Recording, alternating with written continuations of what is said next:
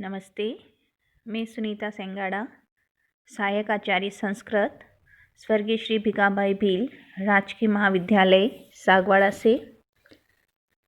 कवि भर्तृहरि द्वारा रचित नीति शतकम का अध्ययन करते हुए हमने अपनी पूर्व की वीडियो में देखा था कि किस प्रकार विधाता ने मौन रहने को मूर्खों का आभूषण बनाया है, विशेषकर जब वह किसी विद्वानों की सभा में हो।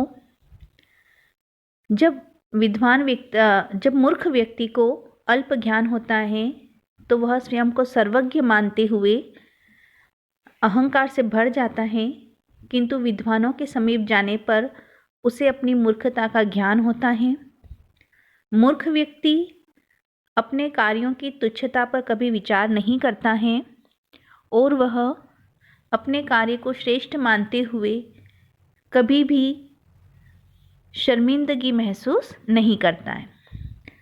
उसी क्रम को आगे बढ़ाते हुए हम देखते हैं कवि भर्तृहरि मूर्खों के विषय में क्या कह रहे हैं। कवि भर्तृहरि कहते हैं, शिरः शार्वं स्वर्गात् पशुपति शिरस्तः क्षितिधरम् महीघ्रात् उत्तुंगात् अवनीम् अवनेश्च अपि जलधिम् अधो अधो गंगेयं पदम उपगता स्तोकम थ्वा विवेक भ्रष्टानां भवति विनिपातः शतमुखः। कवि भर्तृहरि कहते हैं, विवेक भ्रष्टानां, जो मनुष्य विवेक बुद्धि से रहित हैं, भ्रष्ट हो चुके हैं। विवेक बुद्धि अर्थात उचित अनुचित का निर्णय करने की जो तर्क शक्ति है, जो ज्ञान युक्त बुद्धि है, उस बुद्धि से जो भ्रष्ट हो चुके हैं, विनिपातः शतमुखः भवति, उनका पतन सैकड़ों प्रकार से होता है। शतमुख, शतमुख अर्थात सैकड़ों प्रकार से होता है। यहाँ पे वह महानदी गंगा का उदाहरण देते हुए कहते हैं, शिरः शार्वं स्वर्गात् पशुपति शिरस्थ क्षितिधरम, कि यह जो गंगा नदी है, देव नदी है, जो स्वर्ग लोक में विद्यमान थी। स्वर्गात शिरः शार्वम, वह स्वर्ग से शार्वम शिरः, शिवजी के सिर पर उतरी। पशुपति शिरस्तः क्षितिधरम, पशुपति अर्थात पशुओं की जो स्वामी हैं, जो शिवजी हैं, उनकी सिर से क्षितिधरम पर्वत आदि पे उतरी, हिमालय इत्यादि पर्वत पे वह नीचे उतरी। महीघ्रात उत्तुंगात अवनी, मही पर्वतों के उत्तुंगात ऊंची ऊंची चोटियों से अवनी, वह पृथ्वी पर आई। अवनी अर्थात पृथ्वी। अवनेश्च अपि जलधीम, और अवनेह उस पृथ्वी से भी जलधीम, वह समुद्र में उतर गई। जलधीम समुद्र जो कि धरातल का निम्न भाग माना जाता है। तो इस प्रकार से अधो अधो गंगेयम पदम उपगता स्तोकम थ्वा, तो इयम गंगा, यह जो गंगा नदी है, देव नदी, जो स्वर्ग लोक में निवास कर रही थी।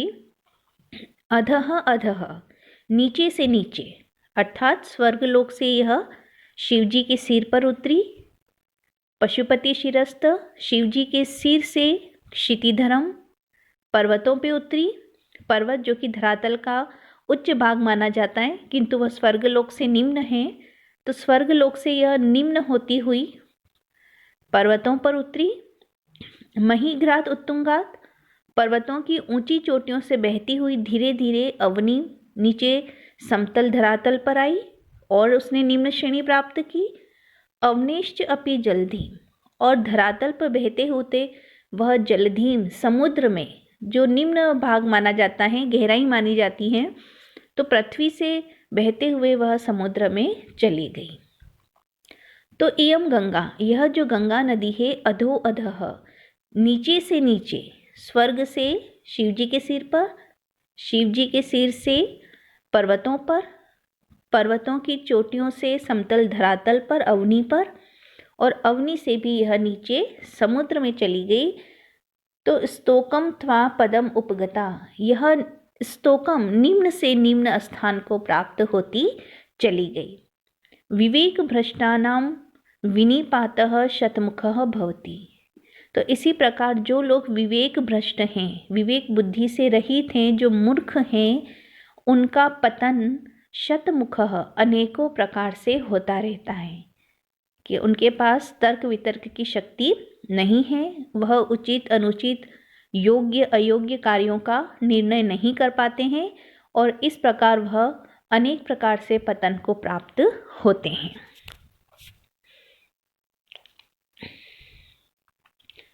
इससे आगे कवि भर्तरी कहते हैं, शक्यो वार्यितुं जलेन हुतभुक् छत्रेण सूर्यातपो नागेन्द्रो निशिता अंकुशेन समदो दंडेन गौगर्दभौ व्याधि भेषज संग्रहैश्च विविधै मंत्रे प्रयोगै विषम सर्वस्य औषधम अस्ति शास्त्र विहितम मूर्खस्य नास्त्य औषधम।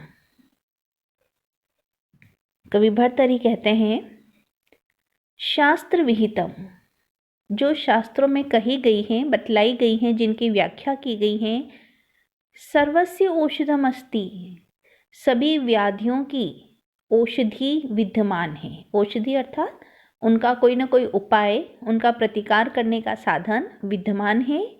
मूर्खस्य नास्ति औषधम, किंतु मूर्खता की कोई औषधि नहीं है।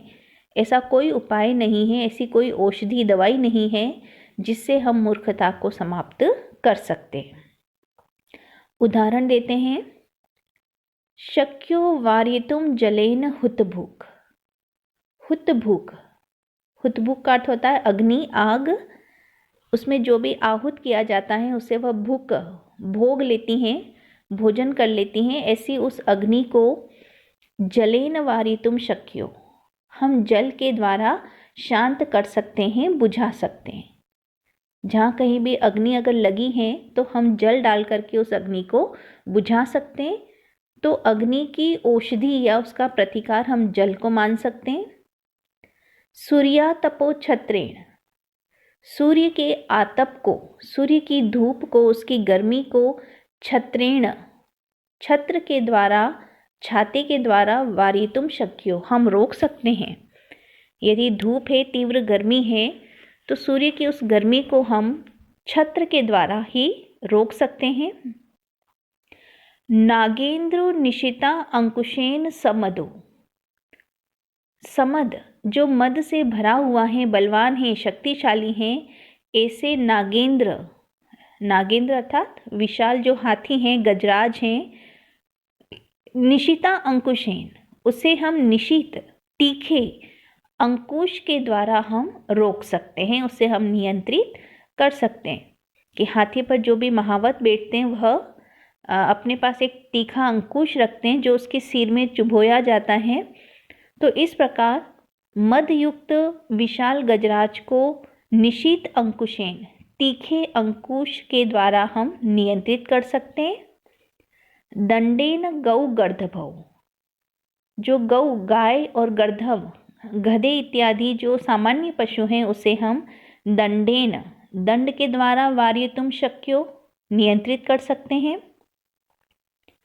व्याधि भेषज संग्रहैश्च विविधै मंत्रैः प्रयोगैः विषम, व्याधि जो भी हमारी शारीरिक पीड़ा है उन्हें हम भेषज संग्रही, भेषज, भेषज अर्थात औषधि, औषधियों के संग्रह से हम नियंत्रित कर सकते हैं।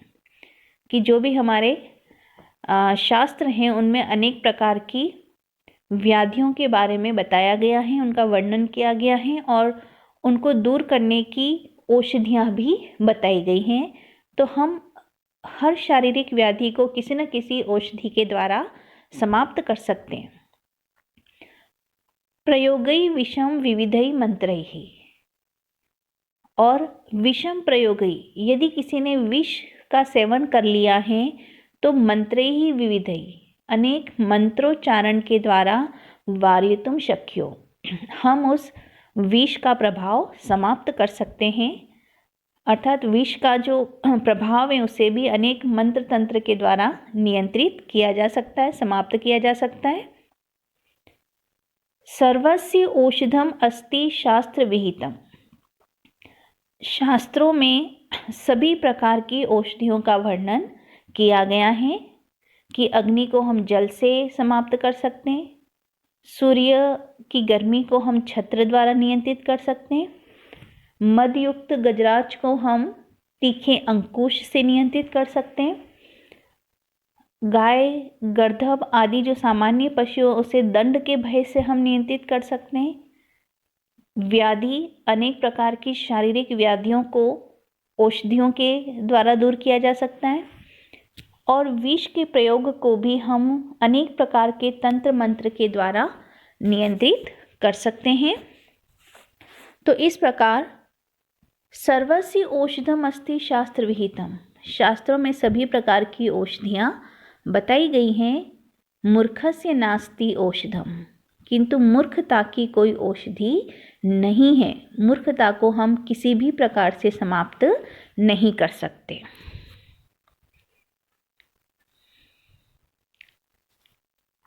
इससे आगे कहते हैं, साहित्य संगीत कला विहीनः साक्षात् पशुः पुच्छ विषाणहीनः तृणं न खादन् अपि जीवमानः तद्भागदेयं परमं पशूनाम्। फिर यहाँ पर पशु और मानव की जो भिन्नता है उसका यहाँ उल्लेख किया गया है। साहित्य संगीत कला विहीनः साक्षात् पशुः पुच्छ विषाणहीनः, कि जो मनुष्य साहित्य के ज्ञान से, शास्त्र आदि के अध्ययन से, संगीत कला विहीनः, संगीत इत्यादि जो भी अनेक कलाएं हैं, जो षोडश कलाएं कही जाती हैं, उन कलाओं से जो रहित हैं, जिन्हें उनका ज्ञान नहीं है, पुच्छ विषाणहीनः साक्षात् पशुः, वह पूंछ और विषाण सिंग से रहित साक्षात पशु, मानो एक पशु के समान है। कि जो ज्ञान है, साहित्य है, कलाएं हैं, वही एक मानव को पशु से श्रेष्ठ बनाती हैं। तो यदि किसी मनुष्य में साहित्य नहीं है, साहित्य का ज्ञान नहीं है, शास्त्रों का जिसने अध्ययन नहीं किया है, जो संगीत कला, नृत्य कला, पाक कला, चित्रकला, मूर्ति कला इत्यादि जो अनेक प्रकार की जो कलाएं हैं, यदि उनके भी वह ज्ञान से रहित हैं, तो ऐसा मनुष्य पूंछ और विषाण, विषाण अर्थात सींग से रहित एक पशु के समान है। अर्थात वह शारीरिक रूप से तो मनुष्य है, किंतु ज्ञान से रहित होने के कारण वह पशु के ही समान है। तृणम न खादन अपि जीवमानः, और ऐसा मनुष्य तृणम न खादन अपि, घास न खाते हुए भी जीवमानः, जीवित रहता है। ज्ञान से रहित मनुष्य पशु है, किंतु वह घास नहीं खा रहा है, वह अनाज खा रहा है, तो वह घास न खाते हुए भी जीवित है। तद भागदेयम परमम पशुनाम, और यह अर्थात उसका घास न खाना पशु नाम, जो वास्तविक पशु हैं, उनका सौभाग्य है। अर्थात यदि वह भी घास खाने लग जाए पशु के समान, तो जो वास्तविक पशु है उनके लिए भोजन का अभाव हो सकता है। तो उसका घास न खाना मानव पशुओं के लिए सौभाग्य की बात है। अर्थात यहाँ कवि भर्तृहरि कहना चाहते हैं कि पशु और मनुष्य में मात्र ज्ञान का ही भेद है। जो ज्ञान युक्त है वह मनुष्य है और ज्ञान से रहित पशु हैं। तो जो शारीरिक रूप से मनुष्य होते हुए भी ज्ञान से रहित हैं, तो वह पूंछ और सींग से रहित पशु के ही समान है। फिर इससे आगे कह रहे हैं, येषां न विद्या न तपो न दानम ज्ञानम न शीलम न गुणो न धर्मः ते मृत्युलोके भुवि भारभूताः मनुष्यरूपेण मृगाश्चरन्ति। अपने उसी कथन को आगे बढ़ाते हुए कवि भर्तृहरि कहते हैं, येषां न विद्या न तपो न दानम ज्ञानम न शीलम न गुणो न धर्मः, कि जिन मनुष्य में न तो विद्या है, न तपह, न जो तपस्या कर रहे हैं, न दानम, न किसी प्रकार का दान देते हैं, न ज्ञानम, जिसके पास ज्ञान नहीं है, न शीलम, जिसका कोई चरित्र नहीं है, सदाचार का जो पालन नहीं कर रहे, न गुणः, जो मानवीय गुणों से करुणा प्रेम दया इत्यादि से जो रहित हैं, न धर्मः, और न ही जो धर्म का पालन करते हैं, मानव धर्म का जो पालन नहीं कर रहे हैं, ते मृत्युलोके भुवि भारभूताः, वे सभी मृत्युलोके, इस मरणशील संसार में, भुवि, इस पृथ्वी पर, भारभूताः, भार के स्वरूप हैं। भार का अर्थ है ऐसे मनुष्य का जीवन व्यर्थ है। तो इस पृथ्वी पर मानव वो क्या कर रहे हैं, केवल भार बढ़ा रहे हैं। वह इस पृथ्वी का, इस संसार का कोई कल्याण नहीं करते हैं। मनुष्य रूपेण मृगाश्चरन्ति, और मानो यह मनुष्य के रूप में मृग विचरण कर रहे हैं। मृग अर्थात पशु, कि ये शारीरिक रूप से तो मनुष्य हैं, किंतु ज्ञान से रहित होने के कारण, विद्या से रहित हैं, तपस्या नहीं कर रहे हैं, दान नहीं देते हैं, इनका शील चरित्र नहीं है, सदाचार का पालन नहीं कर रहे हैं, इनमें मानवीय गुणों का अभाव है, और न ही ये धर्म का पालन करते हैं। तो मनुष्य रूप में होते हुए भी मृगाश्चरन्ति, मानो पशु के रूप में यह विचरण कर रहे हैं। और ऐसे मनुष्य मृत्युलोके, इस मरणशील संसार में, भुवि, इस पृथ्वी पर, भारभूताः, भार के स्वरूप हैं, अर्थात इनका मानव जीवन व्यर्थ है। मानव जीवन यदि प्राणी मात्र का अगर कल्याण नहीं कर रहा है, तो ऐसे मनुष्य का जीवन व्यर्थ है। तो इस प्रकार कवि भर्तृहरि कहते हैं कि जो विवेक बुद्धि से भ्रष्ट हैं, ऐसे मनुष्य का पतन अनेकों प्रकार से होता है।